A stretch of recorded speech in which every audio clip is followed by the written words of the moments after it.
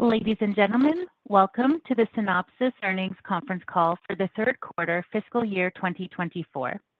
At this time, all participants are in a listen-only mode. Later, we will conduct a question-and-answer session. If you would like to ask a question at that time, please press star one on your telephone keypad. To remove yourself from the queue, it is again star one.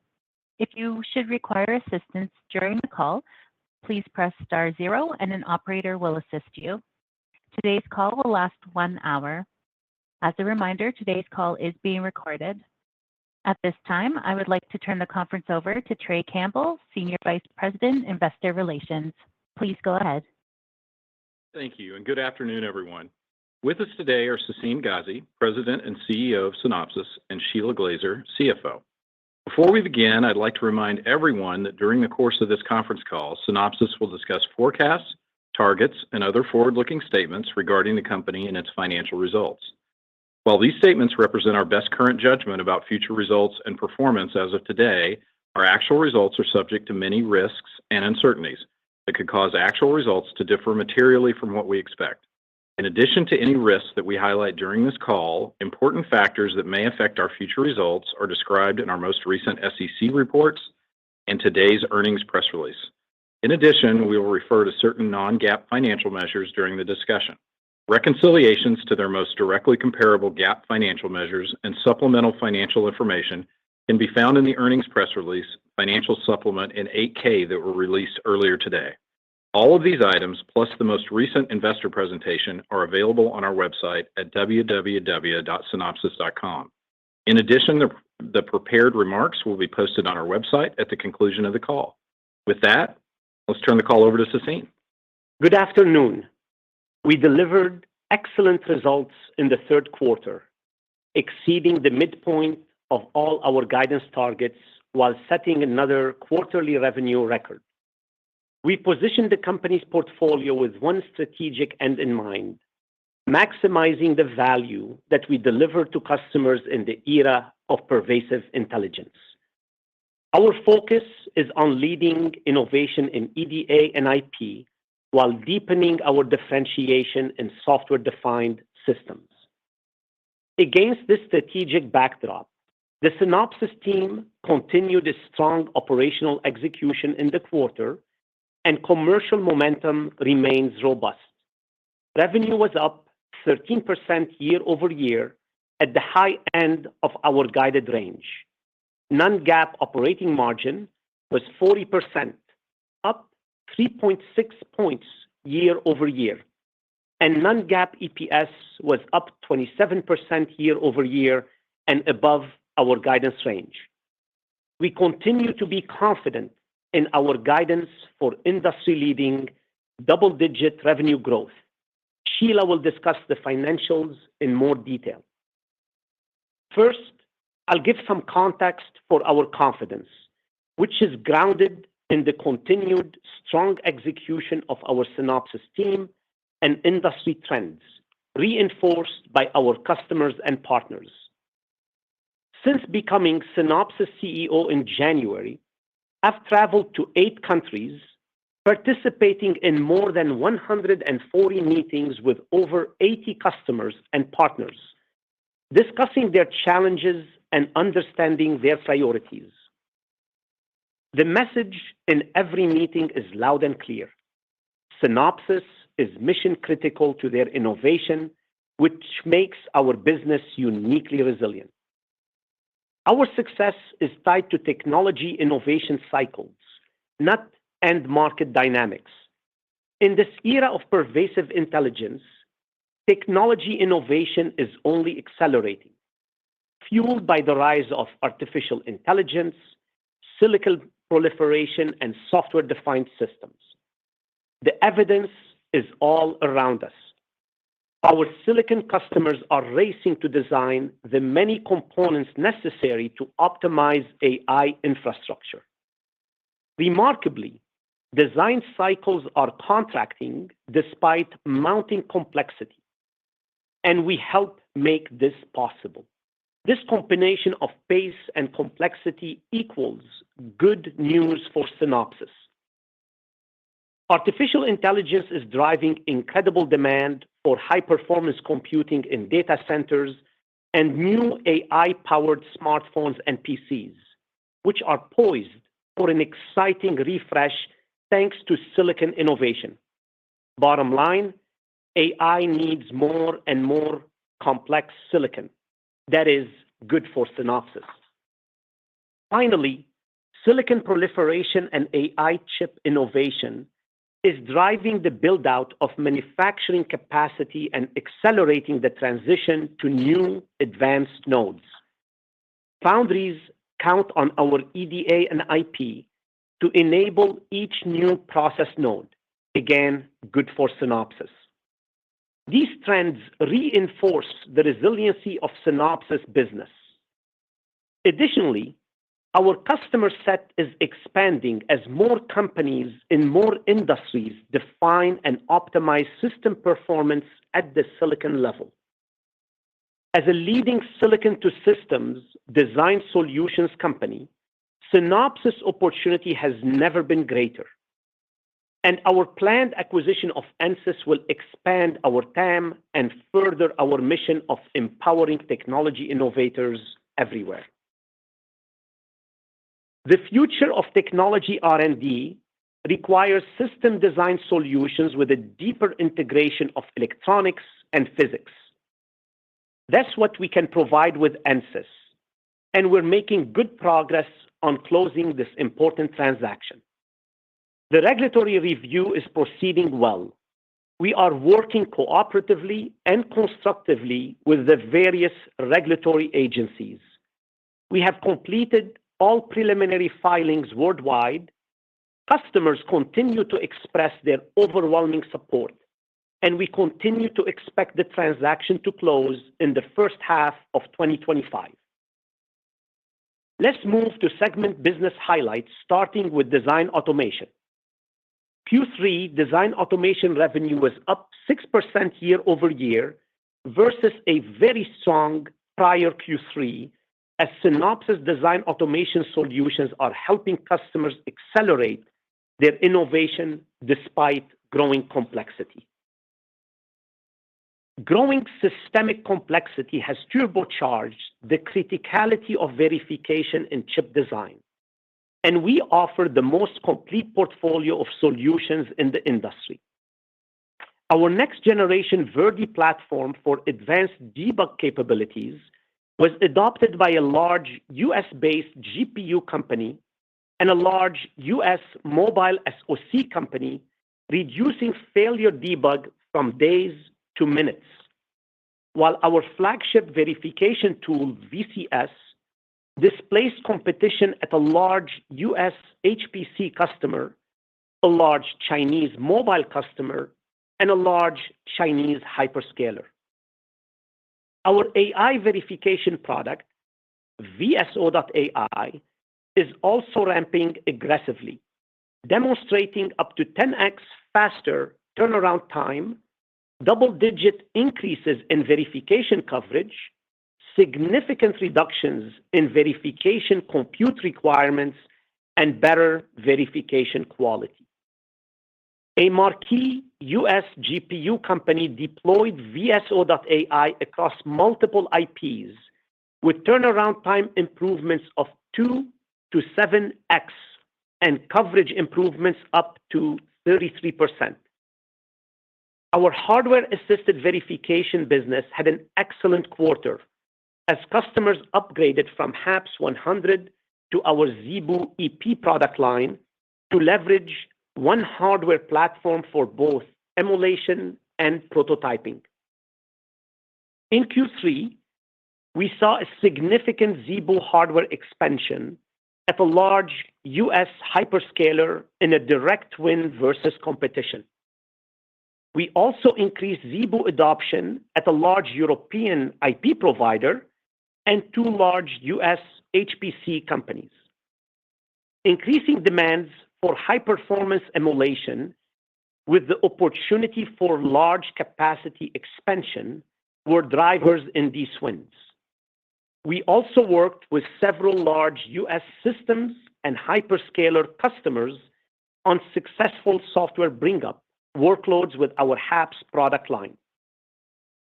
Physical verification was also a point of strength in the quarter. We continued to win new designs on ICV with 20 tapeouts in Q3. 4 of these tapeouts were on TSMC N3 and 1 on IFS 18A, where engagements are increasing rapidly. Turning to analog design, where our competitive displacements continued in Q3. We now have more than 30 displacements for the year. This quarter, we completed analog full flow wins at a leading European Tier 1 supplier, a North American IP provider, and an Asian SoC vendor. And we displaced competition in analog simulation at 2 US AI accelerator companies and a global analog chip company. Like in verification, our analog customers are looking to Synopsys as a scale multiplier to modernize their flows and unleash the power of AI to move to more advanced process nodes. Our Synopsys.ai engine for analog, ASO.ai, now has more than 15 customers in evaluation. Transitioning to digital, where we continue to expand our leadership in digital EDA across advanced node design flows. Fusion Compiler delivered the world's first mobile SoC tapeout on Samsung's 2-nanometer GAA process this quarter, along with a number of customer first tapeouts at TSMC N2, N3E, and N5. Augmenting Fusion Compiler with our AI engine, DSO.ai, creates a powerhouse capability for customers. We are now seeing customer adoption spread to the automotive vertical, where a leading Asian automotive silicon company demonstrated 30% power reduction in a design with DSO.ai. On to design IP, which delivered 32% revenue growth as the IP supplier of choice for leading HPC, AI, automotive, and mobile chips at advanced nodes. Driven by AI bandwidth requirements, hyperscalers are pushing consortiums to pull in specification timelines for interface protocols, creating faster innovation cycles and increased opportunity for us and our customers. And we are matching the space with our operational execution. In Q3, we announced the world's first PCIe 7.0 IP solution to enable fast and secure data transfers. We are also seeing increasing momentum in AI edge devices for mobile optimized platforms.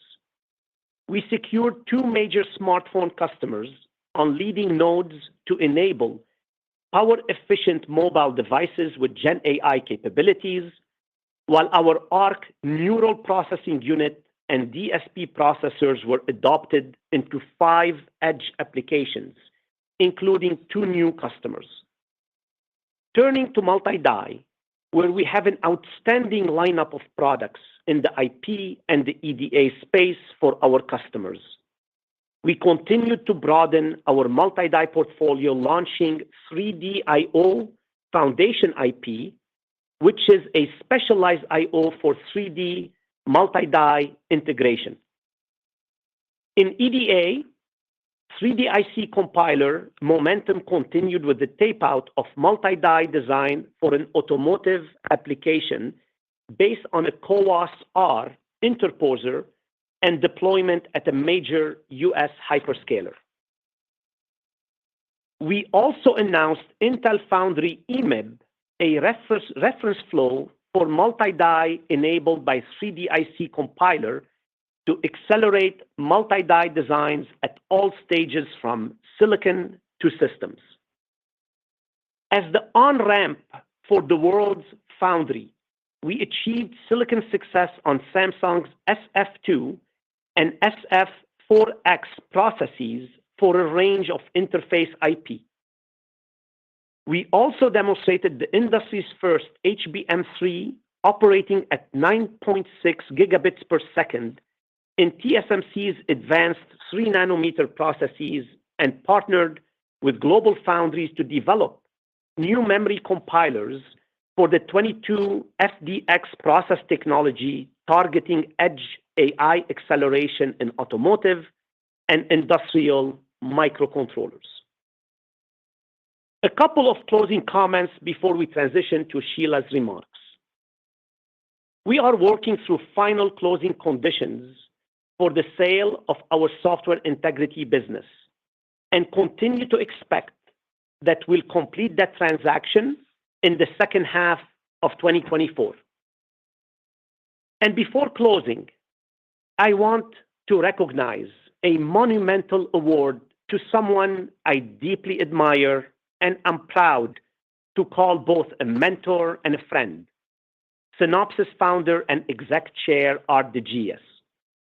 Art was selected to receive the semiconductor industry's highest honor, the 2024 Robert Noyce Award. We look forward to celebrating his leadership and outstanding contributions to our industry at the awards ceremony in November. In summary, we have strong continuing momentum across the business, supported by multiple secular growth drivers.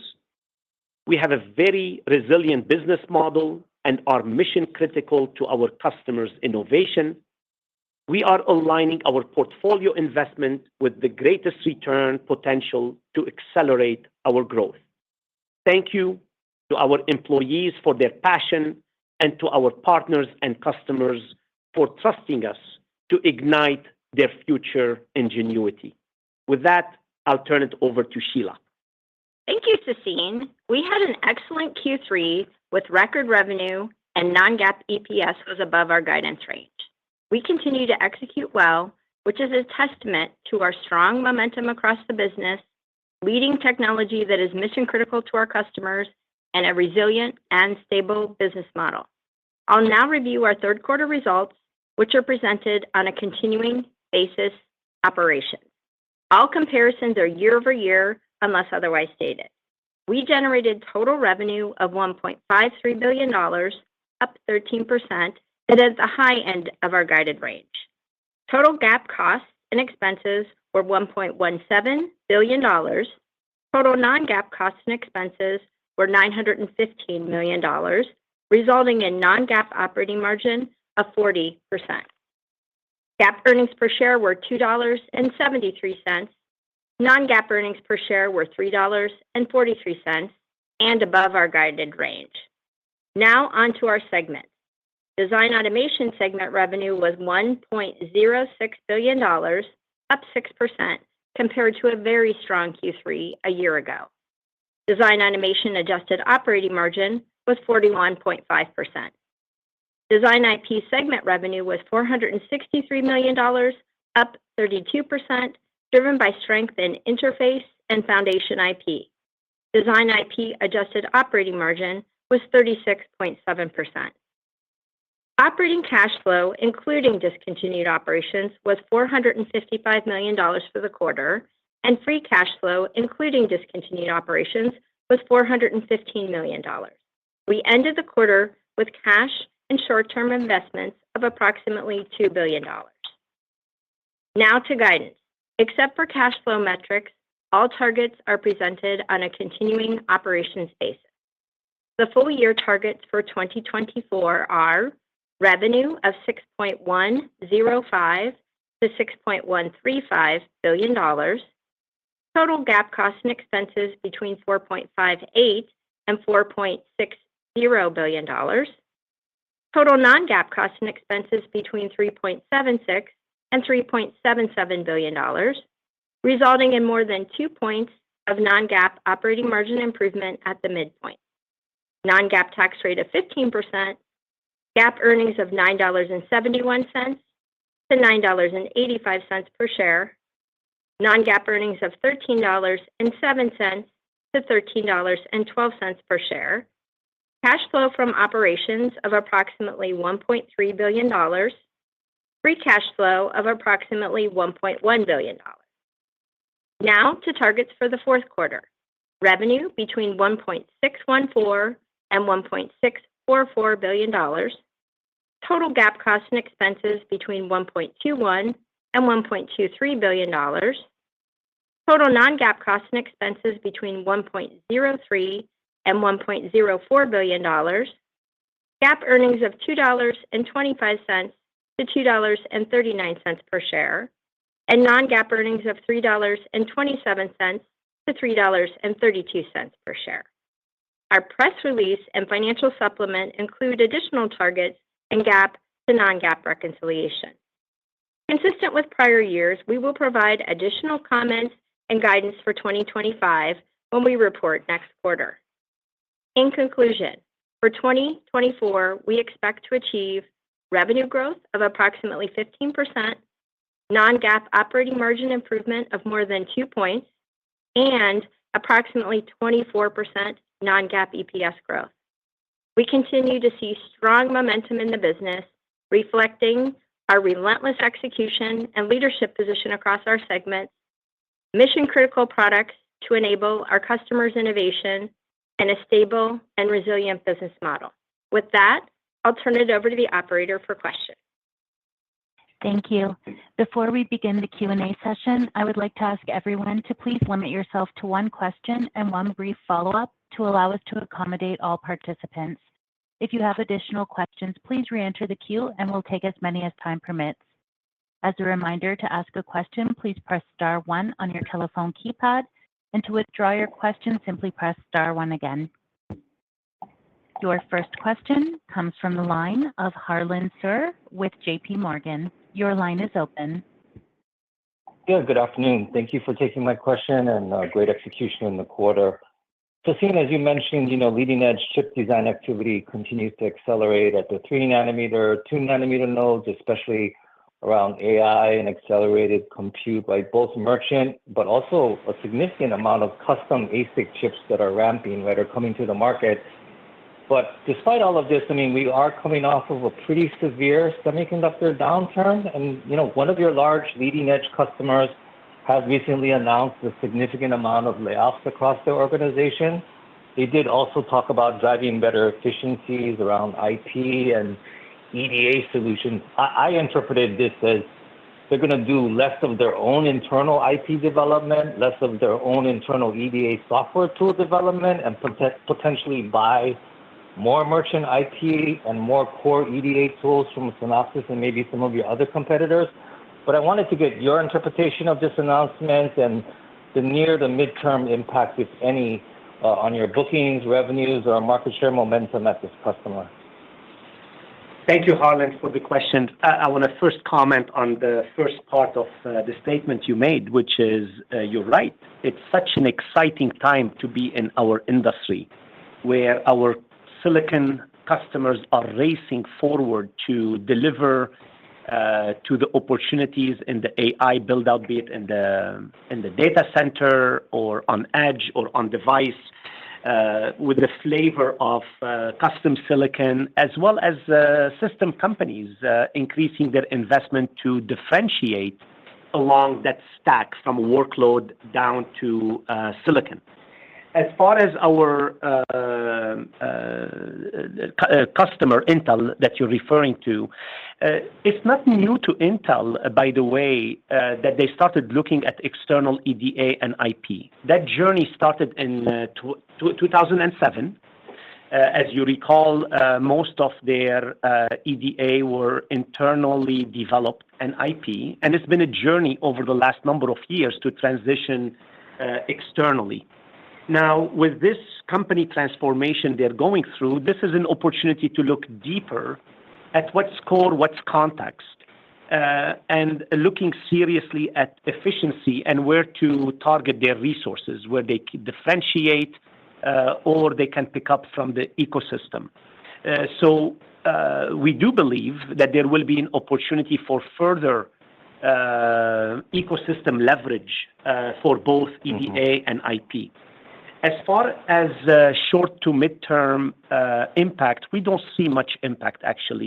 As you know, our agreements are committed for long term, and we continue on delivering high value and impact to that customer. So we don't see much in terms of a negative impact in the short or midterm. Great. Thank you for that. And, just over the past 90 days, we've heard of many challenges your semiconductor customers are facing as they sort of push the boundaries on leading-edge chip designs, right? And these challenges don't revolve around the actual performance of the chip itself. The issue is that once you drop these chips into advanced packaging solutions, for example, the power dissipation of these chips is generating a significant amount of heat, causing thermal, mechanical, stress interactions with the packaging, causing a whole bunch of yield and reliability problems.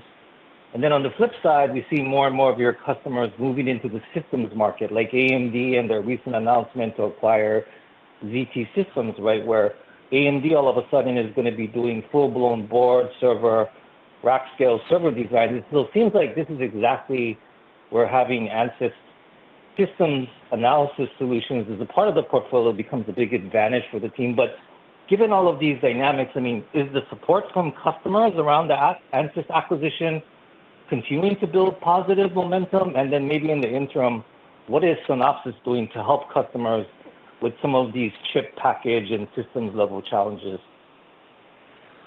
I will start with a yes.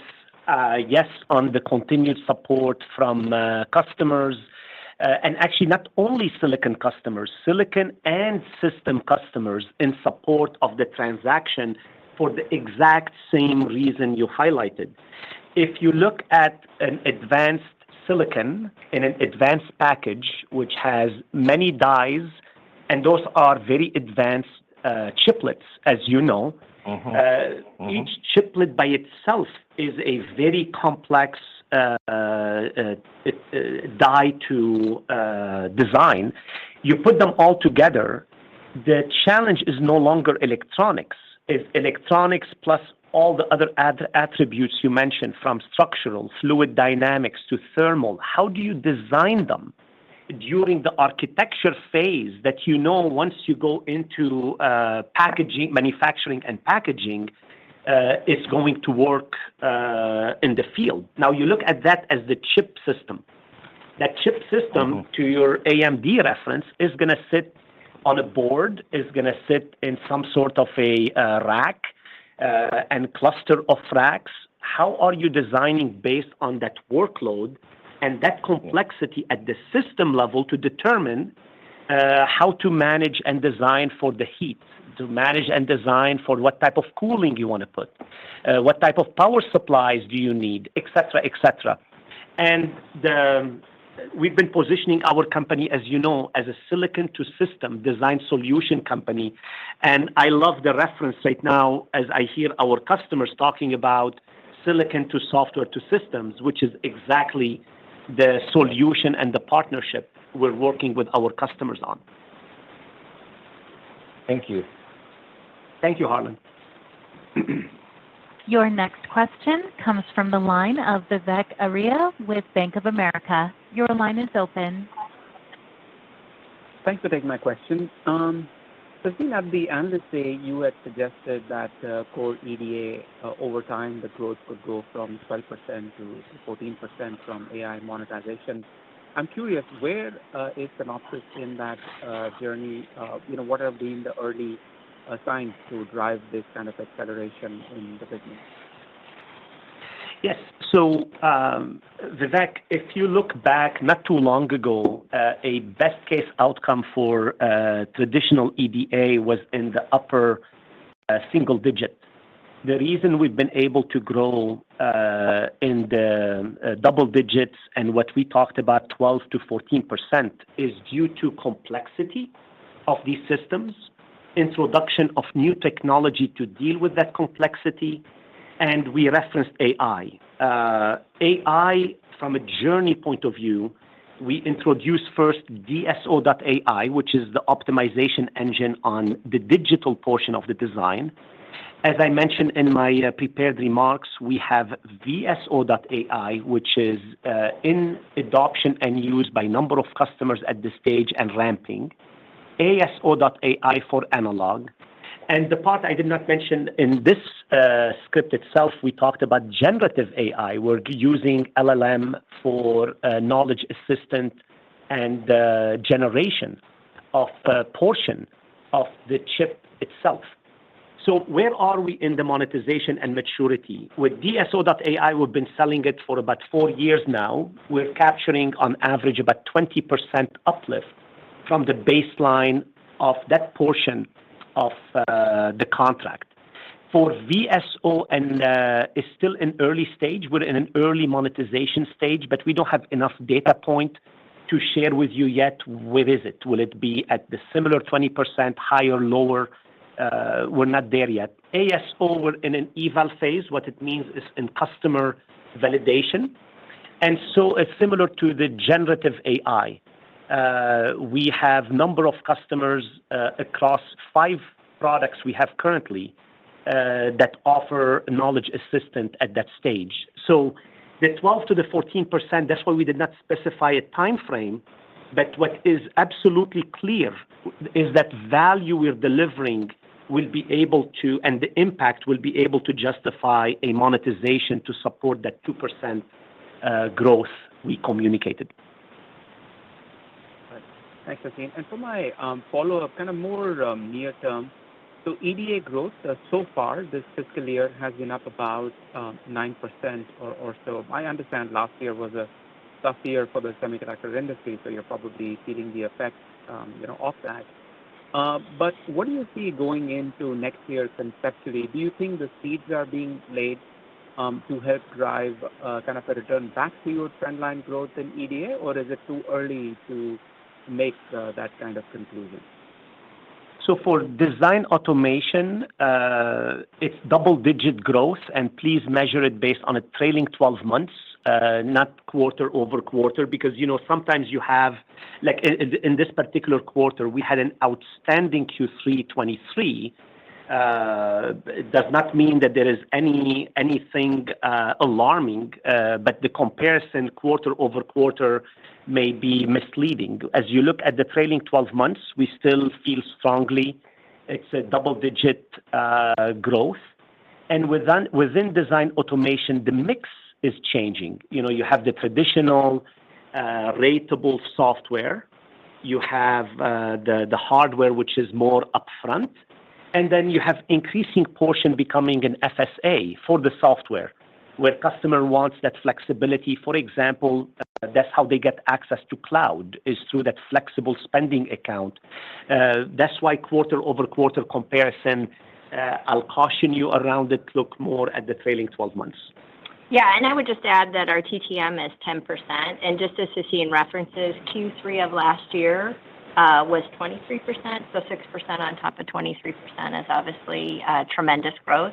And Q3 of last year did include some expiring contracts, so obviously that's not reoccurring. Thanks, Vivek. Thanks, Vivek. Your next question comes from the line of Joe Vruwink with Baird. Your line is open. Great. Thanks, everyone. IP with very strong revenue growth in the quarter, but upfront products, even stronger growth in the quarter. I'm wondering if the latest generation of hardware-assisted verification is showing up, and that's the incremental contributor here. And relatedly, I wanted to ask how order flow for the new hardware products compares, maybe if you compare it to the launch of EP1 a couple years ago. Yes. So on the hardware itself, we actually are selling our existing product. We introduce the EP system, which you need to think of it that sits between prototyping and emulation, which is a sweet use case. But we have a very competitive system in number of use cases. The use case that is sweet for Synopsys is software bring up. Because of the performance our system is able to deliver, we're seeing actually a very nice adoption and requirements from the customer to adopt those systems for software bring up. The other use case that we identified a while back as an area we need to make sure we have a competitive solution is simulation acceleration. That's a use case that typically or historically Synopsys did not compete as strongly in that use case. We had a couple wins in the quarter where customers are looking for the same hardware, same compile that they can use it as a continuum from their prototyping to their emulation. That's why, Joe, you see a strong hardware momentum, and we don't see it slowing down given the complexity. And the other upfront component I would add is IP, and we had an exceptionally strong IP quarter. And to the extent that that IP is already available and a customer is ready to consume it, then that can happen pretty quickly. Okay, that's all very helpful. And then the comment was made that commercial momentum remains robust. I'm wondering if that's just evident in backlog developments, if you can give an update there, and then I know you don't like to give forward guidance on backlog, but how the pipeline looks into year end and maybe the initial part of next fiscal year. Thank you. Sure. Thanks, Joe. So backlog for the quarter was $7.9 billion.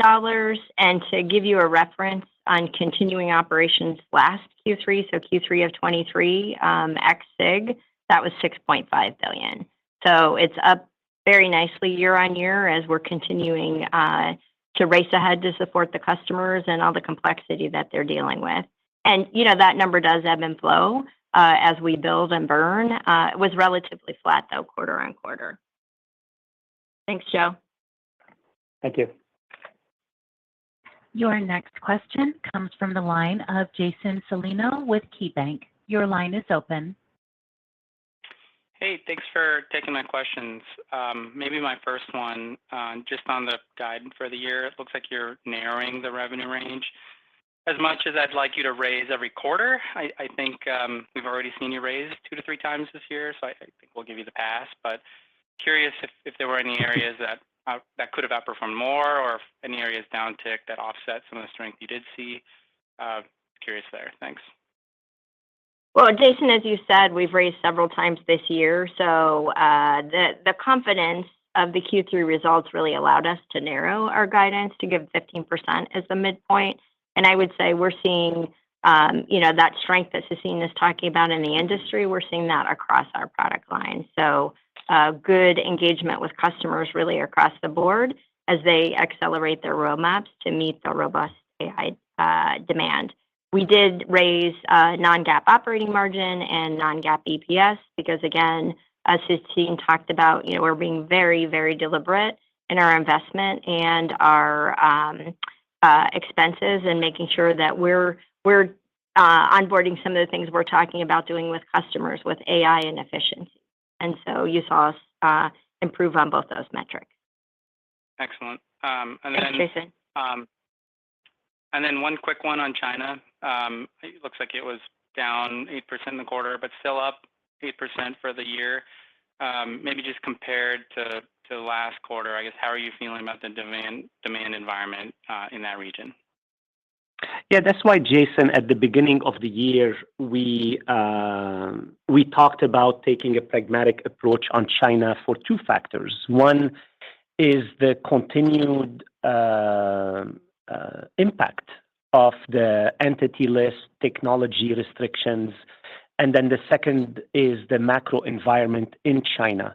Now, all of that being said, we're still executing well in China. We're growing in China. And it's excellent to see when you look at the rest of the regions, we're performing incredibly well. So we continue to take a balanced approach on China given those 2 factors. Perfect. Thanks, Sassine. You're welcome. Your next question comes from the line of Lee Simpson with Morgan Stanley. Your line is open. Great. Thanks for fitting me in, and great quarter, guys. Just wanted to ask an R&D question if I could. So if you look at the numbers, it looks as though R&D was maybe slightly ahead of some people's expectations out there. And I think, to be fair, there's been quite a build around new product updates, particularly hardware, but obviously around IP interfaces, maybe foundational IP as well. So I wondered if there was scope as we go through the end of this year and into next for you to maybe flatten some of that R&D and just to help with that outperformance on the earnings line. Or maybe the pace of product innovation is unlikely to let you do that. I just wanted to understand the balance between those two positions. Yeah, so certainly the pace of the industry and, as Sassine talked about, even the pace of new standards and IP is accelerating. So we almost have to be a step ahead of our customers. So continuing to invest in that is incredibly important. And then continuing to invest in building out both our hardware roadmap that you talked about, and then continuing to evolve our EDA capabilities is really top of our priority when we think about our investment. So I don't see R&D investment as an area of savings for us really anytime soon. Obviously, a lot of the benefits and efficiencies that we're driving there, we think about reinvesting those in building further product innovation. Great, very clear. Maybe just as follow-up, I wanted to ask an end market question, maybe on automotive. I think in the past you've noted the growing focus on automotive, and Sassine, some of your comments seem to call that out. We are seeing a pivot to software-defined vehicles. We are seeing custom silicon coming into view. So just trying to understand, what proportion of growth would you say is sensible for us to assume over the next couple of years coming out of automotive, giving all the work, including some big microprocessors going into the car? Thanks. Thank you, Lee, for the question. Automotive has been a very exciting segment, I want to say, over the last 3 to 4 years. And a couple of things were driving it is the whole push towards delivering a smarter car, meaning more sophisticated silicon. And the same exact challenge at the system level that we talk about often in the hyperscaler context applies to automotive. Number of the automotive OEMs started, some are already doing it, others are starting to consider building their own silicon. But what is absolutely happening, even if they're not building their own silicon, they're investing in the electronics system, meaning as they're architecting the system of the car, the electronic system of the car, and they're working with their tier 1, tier 2 suppliers, how do they communicate the spec of these chips that fits within the software and the overall system requirements? For Synopsys, that's an opportunity where we sell what we call our virtualization solution, where we work with both the semiconductor companies to virtualize their chip.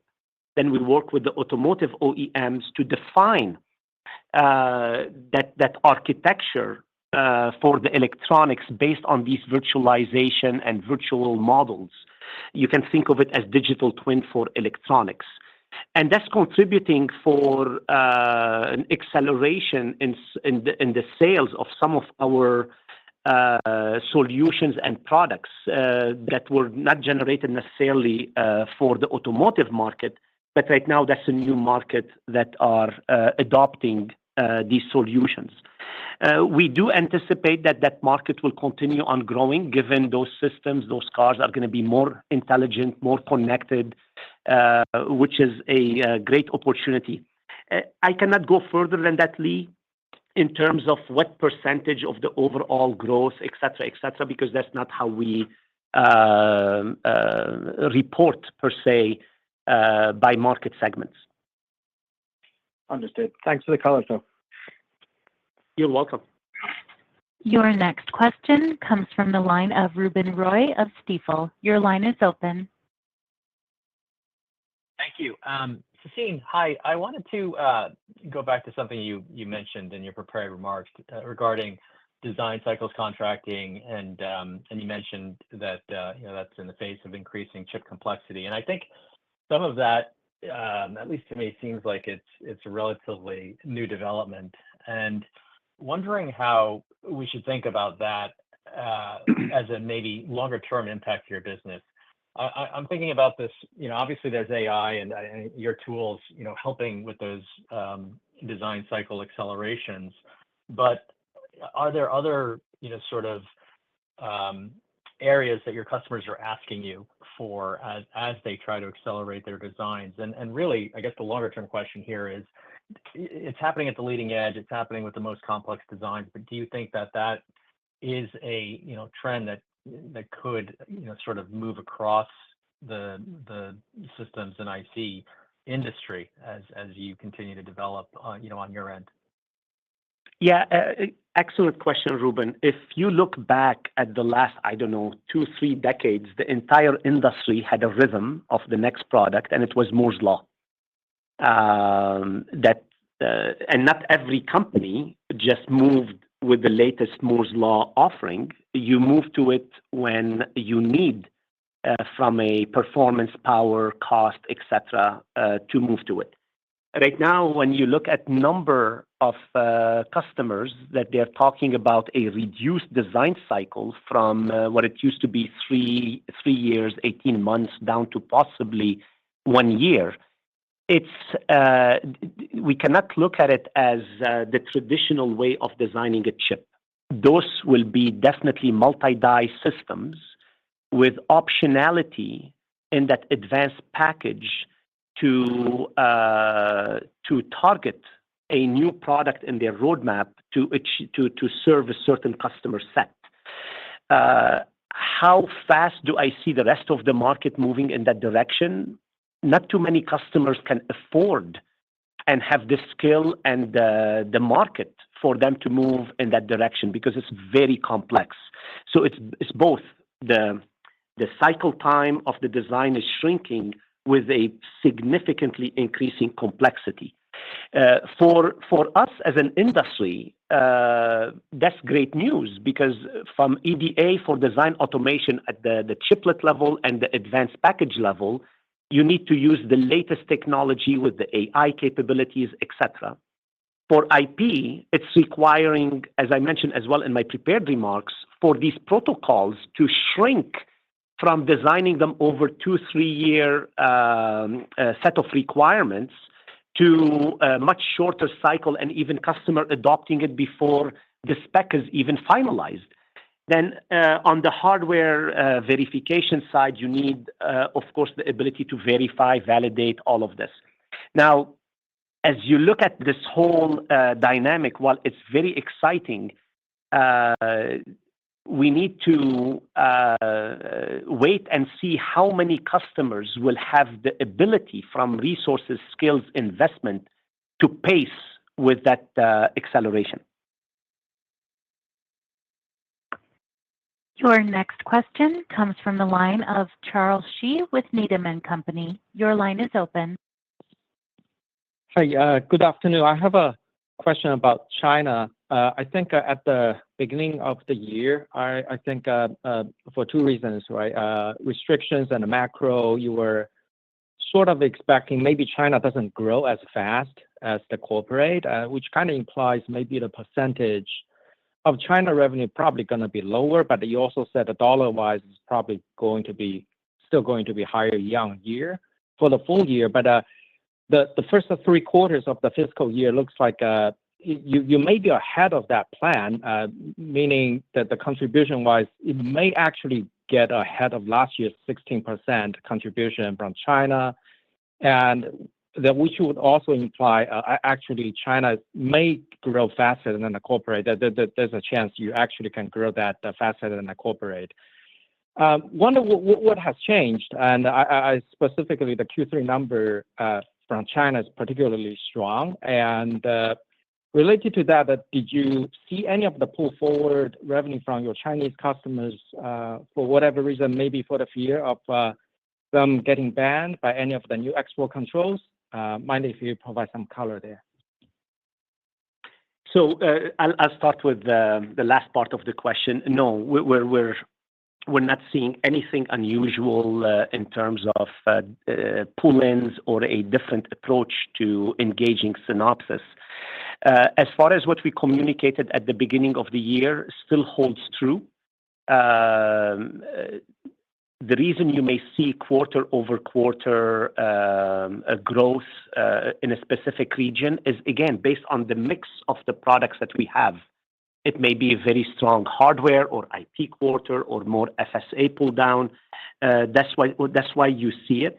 But nothing changed from what we communicated at the onset of the year. Your next question comes from the line of... Operator, I think you may have had a follow-up, Charles. Sorry? Oh, yes, I do have a follow-up. Yes. The other question, maybe for Sheila, I think the non-GAAP expense looks like you are doing better. You're actually also ahead.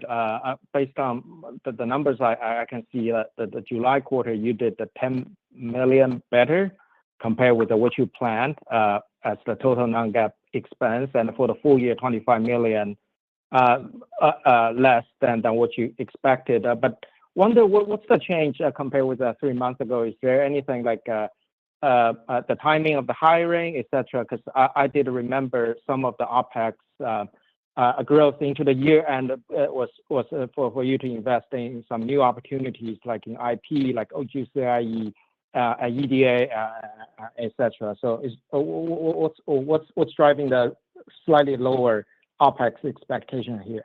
Thanks.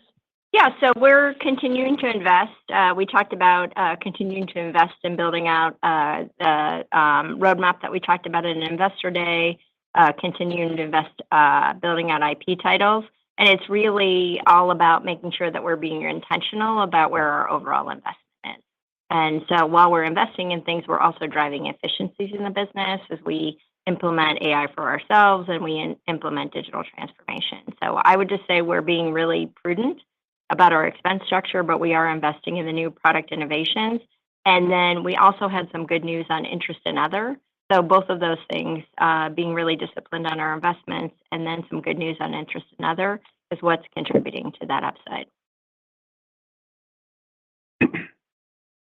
Your next question Thank you for comes this from the question, line. Charles.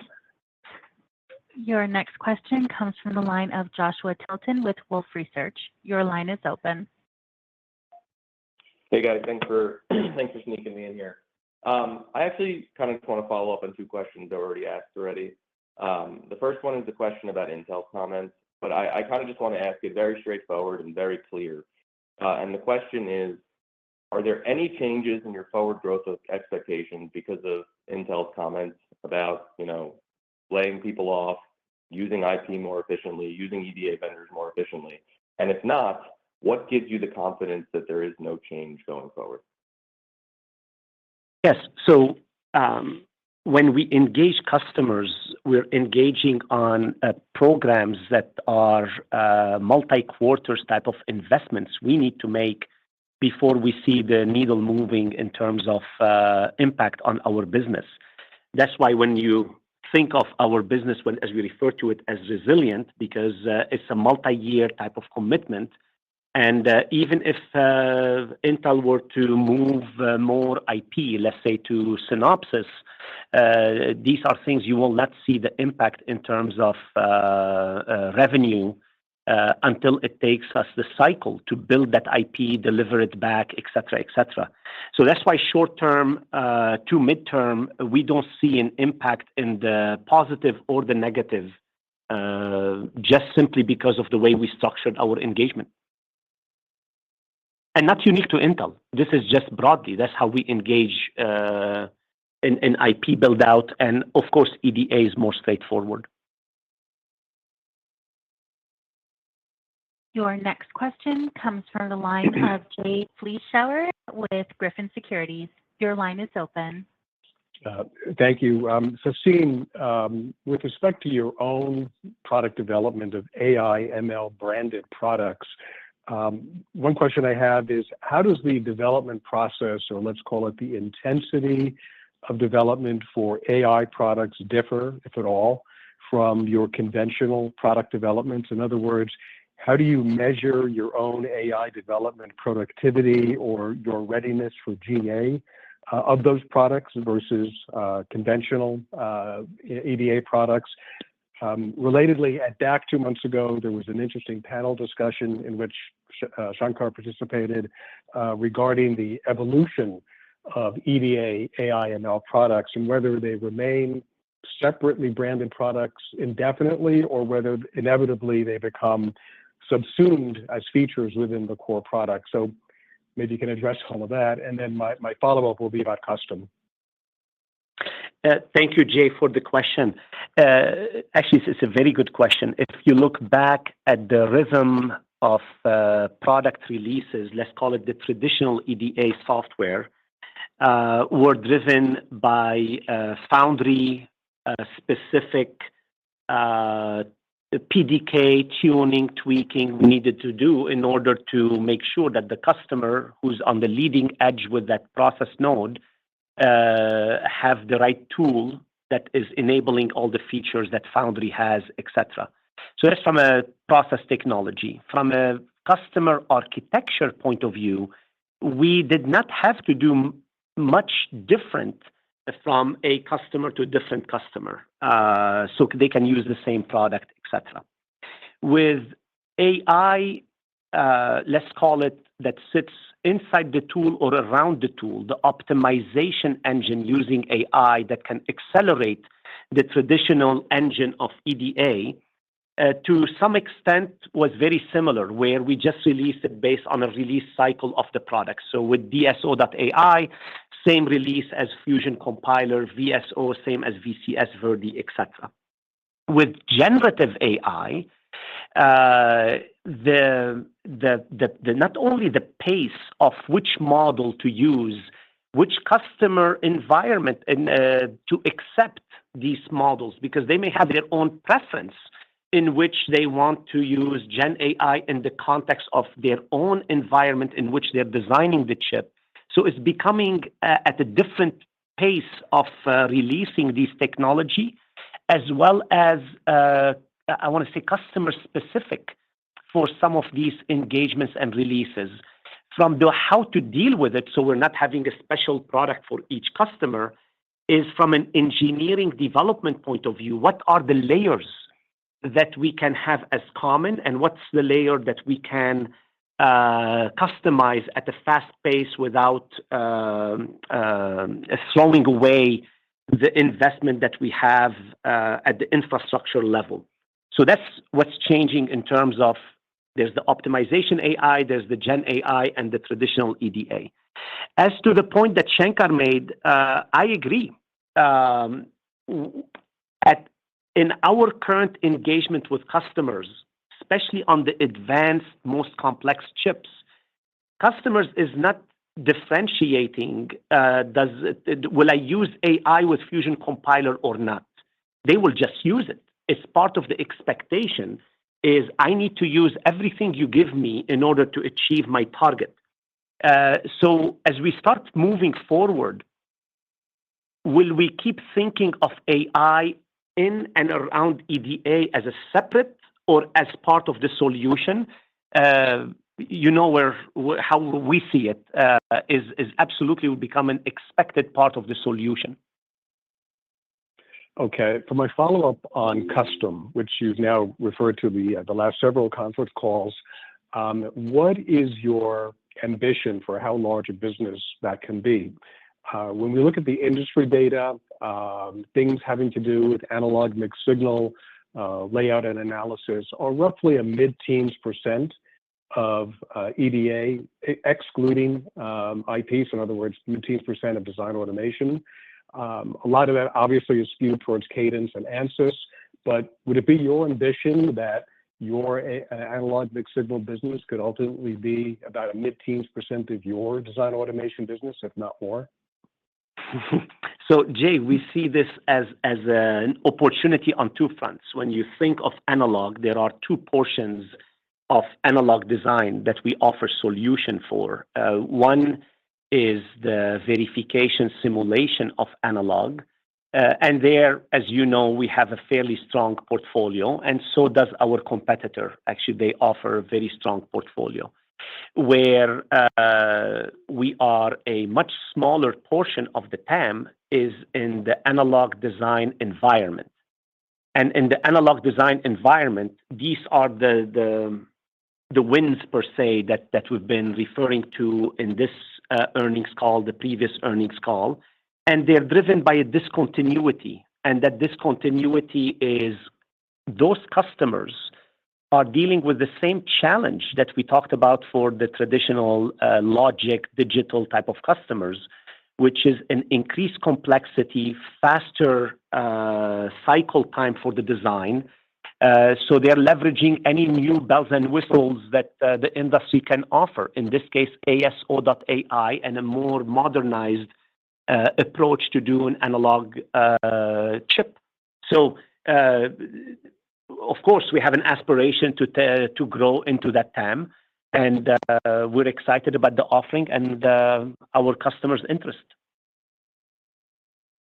Thanks, Jay.